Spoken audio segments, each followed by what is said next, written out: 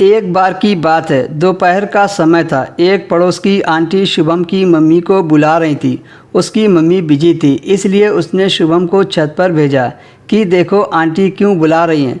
जब शुभम छत पर गया तो उसे आंटी की पैंटी अपने छत पर नजर आई। वह समझ गया कि आंटी मम्मी को आवाज़ क्यों लगा रही थी और वह आंटी के पास गया। गलती से शुभम का पैर आंटी की पैंटी पर रख दिया और अनजान बनकर पूछने लगा कि आंटी आप हम लोगों को क्यों बुला रही हो।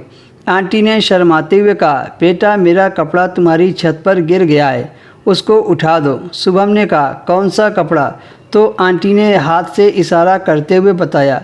फिर शुभम ने आंटी के कपड़े को उठाया और सही से देखने लगा और आंटी से मुस्कुराते हुए बोला, आंटी इसको क्या बोलते हैं? तो आंटी ने कहा, तुम मुझे जल्दी से दो, मुझे नीचे जाना है। शुभम ने आंटी को मुस्कुराते हुए कहा, अच्छा पहले इसे ठीक कर देता हूँ, उलझ गया है। आंटी ने जल्दी से कहा, तुम्हें कपड़े ठीक करने का इतना ही शौक़ है तो मेरे घर आ जाओ, ऐसे बहुत सारे कपड़े हैं जो तुम्हें ठीक करने को मिलेंगे और धो भी देना, इससे हमारी मदद भी हो जाएगी।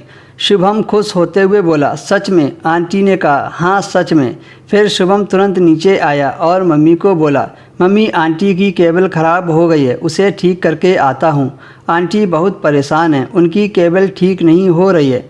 अपनी मम्मी को बताकर वह आंटी के घर में चला गया। उस समय आंटी सलवार सूट पहने थी और कंधे पर दुपट्टा भी नहीं डाल रखा था। फिर आंटी उसके लिए पानी लेकर आई और जैसे उसने पानी पिया तो आंटी शुभम के बगल में बैठकर पढ़ाई के बारे में पूछने लगी। शुभम ने कहा, आंटी पढ़ाई लिखाई सब ठीक चल रही है।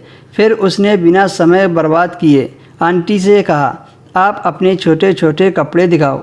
आंटी ने ऊपर के कपड़े उसके सामने उतार दिए। शुभम आंटी के ब्रा देखकर जोश में आ गया। फिर उन्होंने अपनी सलवार उतारकर पैंटी दिखा दी।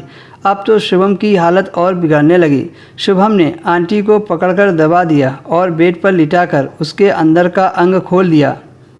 इतना करते ही आंटी प्यासी मछली की तरह फड़फड़ाने लगी और उससे खुश करने को कहने लगी। शुभम आंटी के ऊपर लेटकर नीचे से झटके देने लगा और कुछ ही देर में शुभम थककर नीचे उतर गया।